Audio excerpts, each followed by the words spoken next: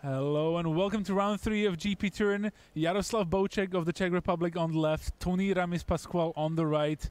And this might be fast. Tony is on mono red, starts off with a Falconrat Gorger, and looks like Jaroslav Bocek is on what some people call the best deck in standard, Timur Energy. Yep, and so far what I've heard is that this is a slightly favorable matchup for Timur Energy. I believe Brian Braunduin at GP Denver 2 weeks ago went 4-0 against Ramana Bread. This is aggressive. Look at that, turn 2. Incendiary Flow, it puts you down to 15. This is like mono red in the modern, like just lava spike your face here. Yep, come out blazing. Yeah. Hello, I am here. But this is not so strange for a Ramana Bread deck that wants to empty its hand as quickly as possible for potentially Hazoret.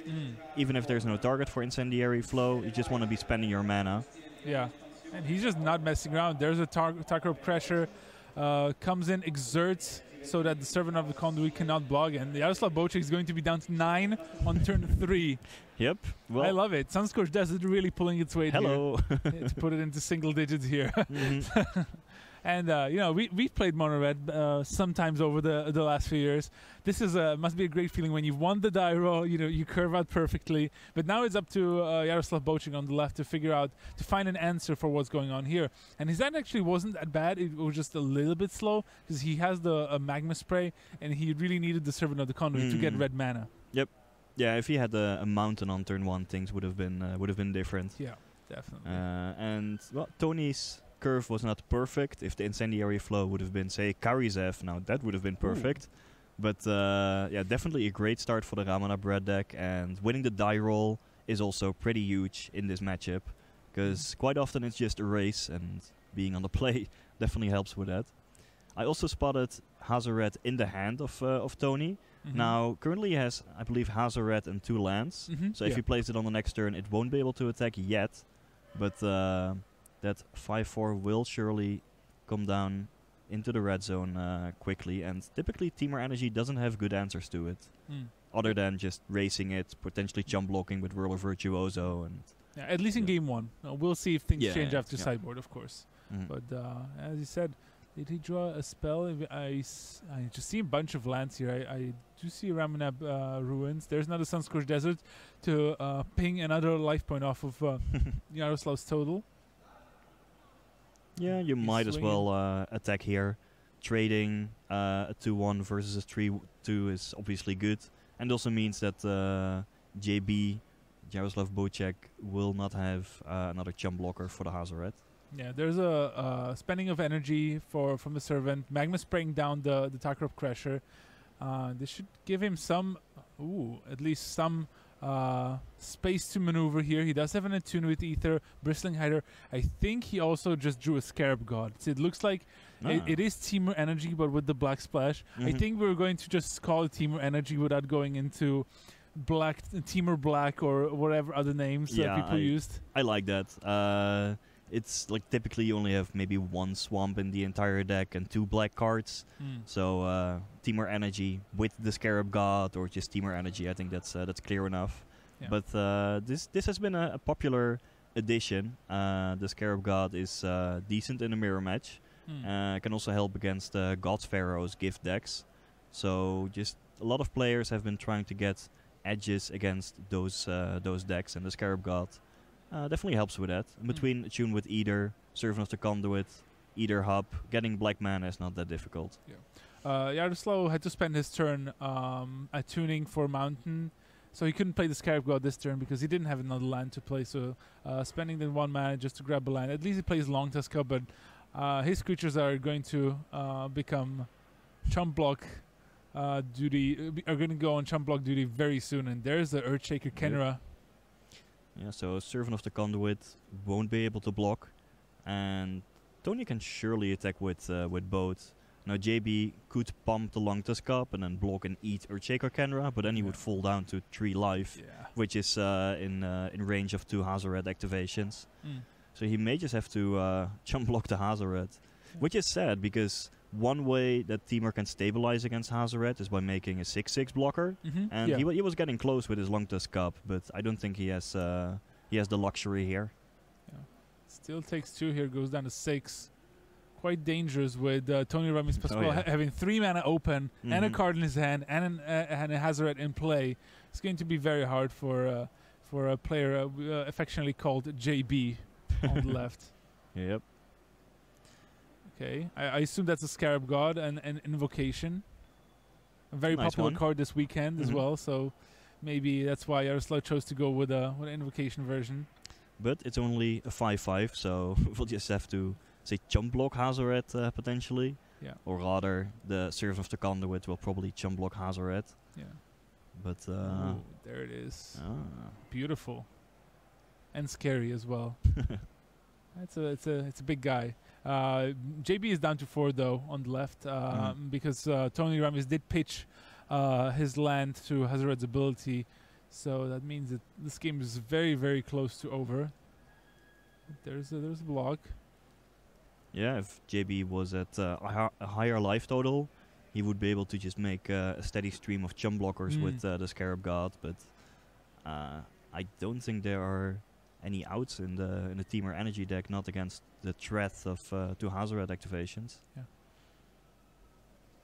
Let's see. So he's gonna make a zombie. I think he's making it. He's putting the Scarab God trigger on the stack, and then he's using the ability so that he can drain for 1. That's actually a nice one. Yeah. Remember, Scarab God itself is not a zombie, so it's it doesn't do anything on its own. But once you start animating, it drains in the upkeep for an amount equal to the number of zombies you control. Well, you have to keep in mind that you say drain, but it just says each opponent loses X life. You're not gaining any life in the process. Yeah, now he's reading it. He might have missed it himself, so he's still down to 4 here. Yeah, that would have been a big difference if indeed it also gained the life, but it does not. But it's still, I think Yaroslav probably didn't have anything better to do anyway on his turn for the mana. And it's not going to matter at all, because like Tony Ramis Pascual has enough in the tank to just win the game with Hazoret activation and Ramnab Ruin activation. So he can just choose. Yeah, he also drew a Tarkrop Crasher that he could have played if he really wanted to. So yeah, Ramnab Reb winning game 1 and pretty successfully. So before we get to maybe some sideboarding strategy, would you say the die roll is that important in this particular matchup? For sure. I think in this matchup more so than many others, because I do expect this to come down to a damage race pretty often, and as I mentioned, that's exactly where you want to be going first. It's I think it's pretty unlikely that this type of game will come down to attrition, like whoever has the last threat left on the battlefield, because the threats in both decks are all pretty hard hitting.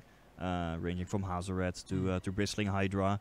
They don't give you a lot of time, and there are also not all that many great removal spells, at least in game 1.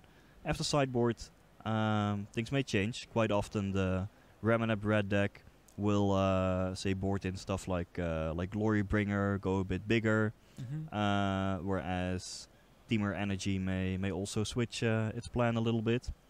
And you also have to keep in mind that because this is a matchup where play or draw is pretty important, you also have to adapt your sideboard strategy. So whereas maybe Ramanab Red might be boarding out a bunch of removal spells, or at least the shocks, I guess, when they're on the play, when you're on the draw, you may want to keep a couple more removal spells and maybe shave on something like perhaps Bowmat Courier, which is not as impressive against, well, first of all, the creatures of Teamer Energy, but also when you have an additional card in your hand, the ability is not as valuable. Fair enough. It looks like Tony Ramis Pascual is sideboarding in a big fashion here.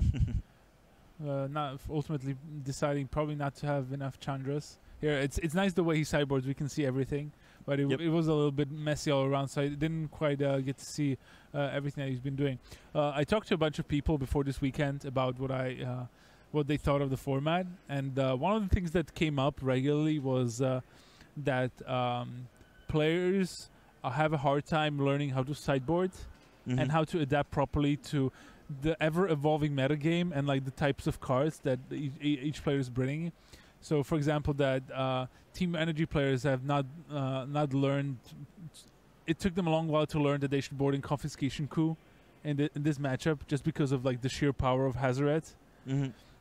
And that they try to just rely on removal and beatdown plan to try to take the initiative. Right. That especially when you're on the play. Yeah. That is where you have to be. But I think you raise a good point about the importance of sideboarding in standard in general and this standard in particular, because a lot can change depending on the matchup, depending on who's on the play, depending on how your opponent boards. Yeah. And we often see players like Brad Nilsson do super well in standard events, and I think a large part of that reason is that he just knows how to sideboard, how to approach sideboarding, and how to change his deck properly, not just against whatever he sees in game 1, but he often changes things between games 2 and 3, depending on play or draw. Yeah. He often changes things depending on what he anticipates his opponent is gonna do, and boards against the post-sideboard configuration, not just against what he saw in game 1. And it sounds simple perhaps, but it is a very tough skill to really master. Yeah, absolutely. And it's also like a good example. If you only join us now, I think the previous round that we did with Tim, it was a mirror match of Approach of the Second Sun. Mm-hmm. It was really interesting because the choices of a player brought the brought in Kefnet, and it was the answers you needed for them vary. Because like for Sphinx you need Fumigate because they're not going to tag into your Blessed Alliances, and you can't really get rid of it with Cast Out or Stasis Snare. While on the other side, Fumigate doesn't deal with Kefnet, so you need the other ones, and it just and you have to you don't know what your opponent is going to bring in. But if you go to game 3, you're going to have a much better idea of what's going on. And again, you have to adapt and maybe hedge your bets against the card you expect to see. Or that you actually have seen before, so it's really interesting. But let's get back to the match between these solid players from European, I would say stalwarts at this point. Jaroslav Bouček on the left and Tommy Ramis Pascual on the right. And a good start from Jaroslav. He's gonna attune with Ether on turn 1. Always nice way to get your energy going and fix your mana. Yep, always the good start. One thing to note about the addition of the Scarab God is that it is probably not great in this particular matchup. I think a lot of players have made some small tweaks to their decks in order to improve, say, against Steamer Energy, like this edition of the Scarab God. And when everyone is doing that and perhaps making some sacrifices against Ramana Bread, it does add some percentage points for the people who did stick with the powerful mono red deck. Yeah, and it's actually that was one of my predictions for this weekend, where I think there's a danger of a lot of the Team Energy players getting too cute and making their mana a little worse to implement the Scarab God into their main decks. And exactly decks like Ramana Bread or Mono Black Zombies can punish them for stumbling on mana for that one turn, or them not having double red to cast like a Glorybringer or a Chandra or something similar. Yep. Yeah, the metagame in this current standard format is not only diverse, but also quite dynamic and cyclical, in the sense that Ramana Bread was dominating the format a couple of weeks ago at the Pro Tour. Then in the previous weeks at the Grand Prix circuit, people had found ways to beat it. But now people may be trying to find ways to beat those decks in turn, and then it's a perfect time to bring back Ramana Bread. Yeah. Standard is really fun right now, and if you have your nationals, you'll see yourself in either next week or the week after, maybe after the rotation, of course. Once if your nationals is happening in October, it's also going to be quite fun. But we see Jaroslav Bouček manage to play a Whirler Virtuoso in turn 3, having already 7 energy. He can create two Thopters here, and look at that! It's an Ancrop Crasher attacking into Jaroslav and exerting to make sure the Whirler Virtuoso cannot just trade. So now Jaroslav has a big decision to make. Should I make Thopters or no? Yep. Well, he could easily just double block and take out the Ancrop Crasher. I think that is often a fine position to take against Ramana Bread. Just protect your life total. but JB prefers to preserve his energy, maybe for later. Yeah, he does have an abrade in his hand, but a ton of lands as well. Mhm. His mana is looking like he has all the colors and everything. He just doesn't have any good spells. Yeah, he just has 4 lands and an abrade. But now he's just stockpiling energy and not really doing anything with it. That's also leaving some potential value on the table.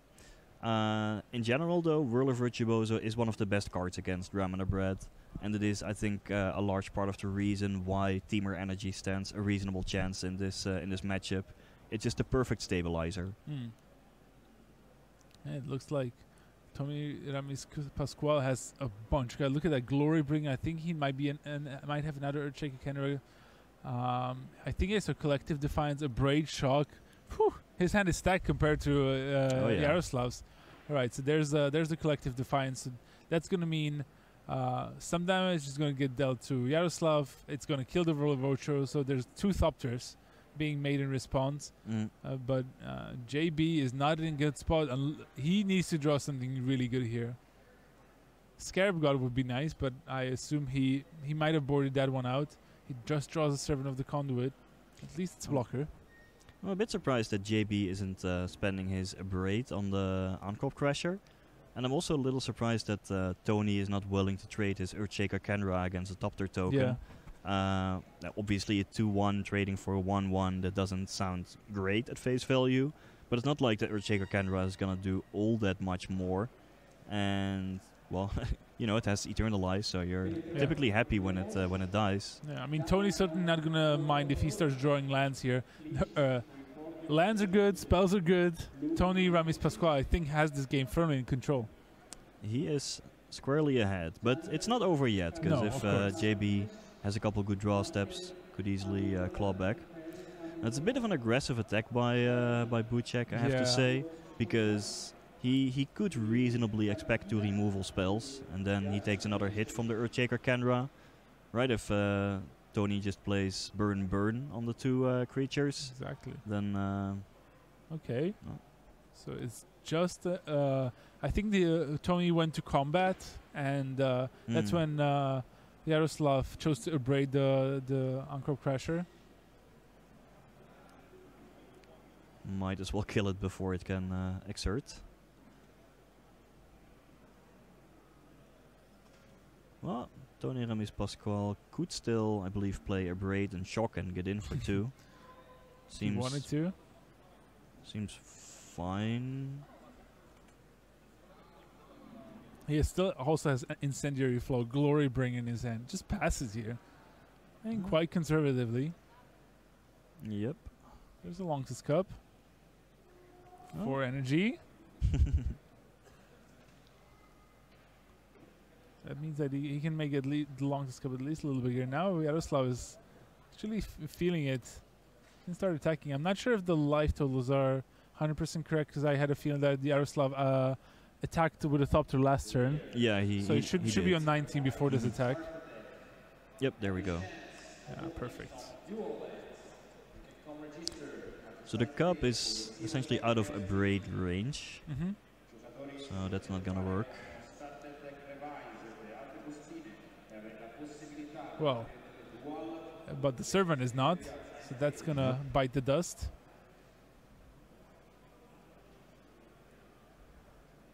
So Abrade takes care of the Servant on Conduit. Now Tony Ramis Pascual. Ooh, drew a Ramaneb Ruins.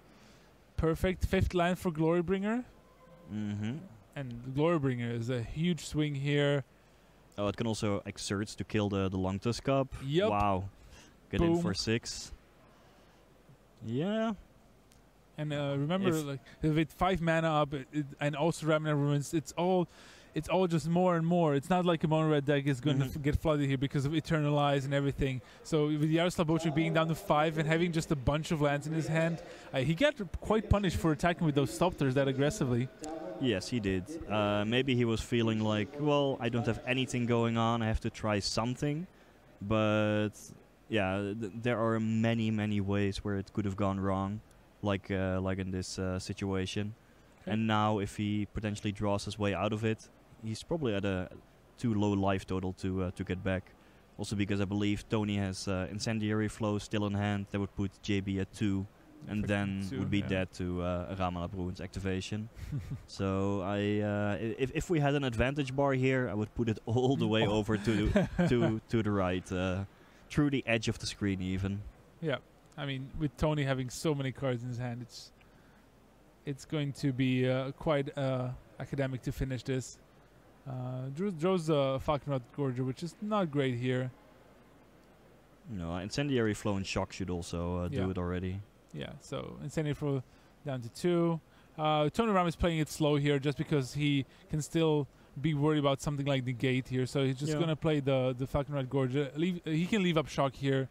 And maybe play it on upkeep because you don't want to give JB a chance to draw any gate. And if he does have it, you want to force him to play it in his own turn. So that was good finish. Yeah, Tony Ramis Pascual wins this match 2-0 over Jaroslav Bocek. It starts off his tournament well after his buys, and looks like we're gonna have more magic. At the other was fairly fast, so let's see if we can head on over. There we go. Alessandro Casamenti on the left and Simone Zulian on the right. So mono white Eldrazi against black green Constrictor. Okay. I mean, you can still do a lot of things in Standard. This also reminds me when I walked by a group of Dutch players, like last round, and I said, "Hey, what's up? What's everyone playing?" Turns out 6 different decks. So you can still do a lot in Standard. Just take whatever you're familiar with. Yeah. Speaking of whatever, spawning bed, make 3 Eldrazi tokens. Okay, I was hoping for a big attack with Chef at Dune there, but. Those tireless trackers are huge here for Simone Zulian, who has a lot of cards left in his hand as well. Grasp of Darkness and at least 4 more cards. All right, this looks fun. So grasping the Thought Knots, you're getting an extra card for his troubles. But he's still there's also a Gideon on the board, so it's definitely going to be a bit annoying. Except Nissa Voice of Zendikar can provide a steady stream of chump blockers. Oh yes, it can. Though Zulian is at a precarious situation, potentially if Casamenti has a cheap answer to the Nissa token, say a Walking Ballista, and then an activation of Chefet Dunes, along with an attack of the 1/1 Eldrazi and the 5/5 Gideon, both of which would be boosted, that would be exactly 8.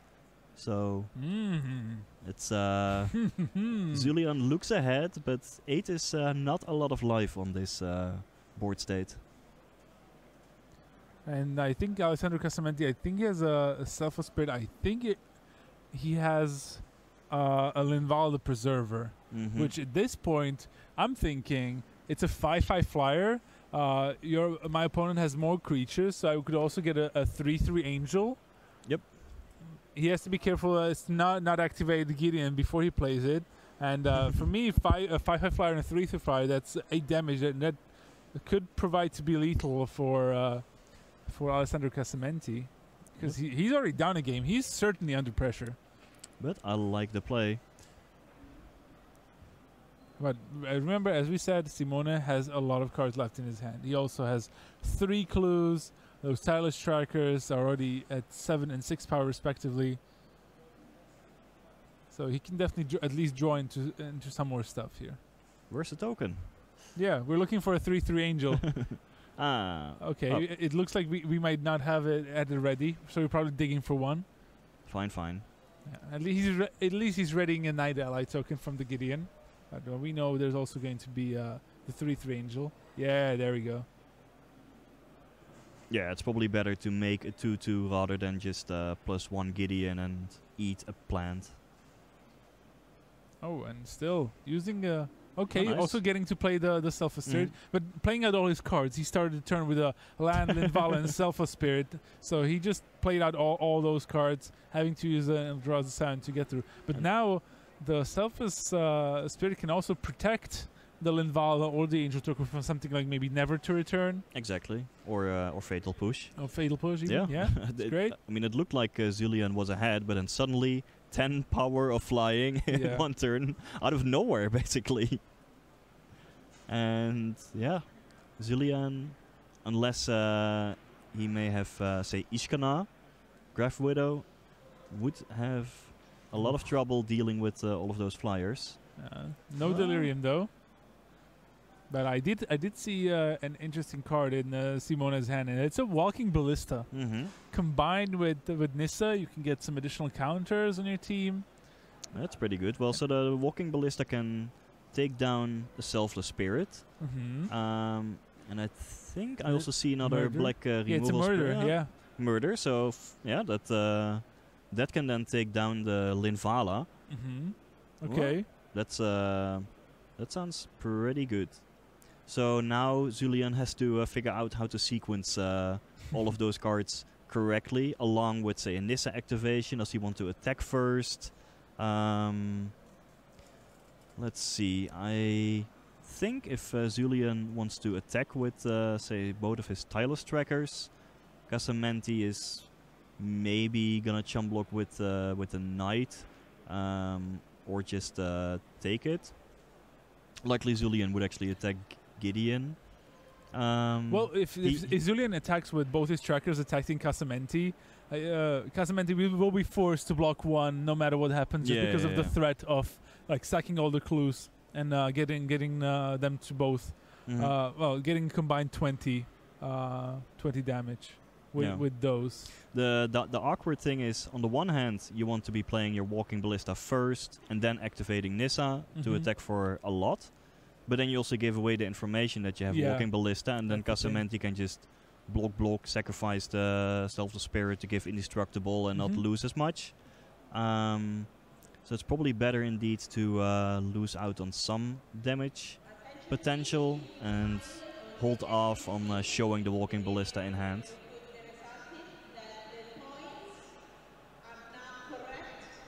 Alright, so the Tylus tracker was just chump blocked by the Knight.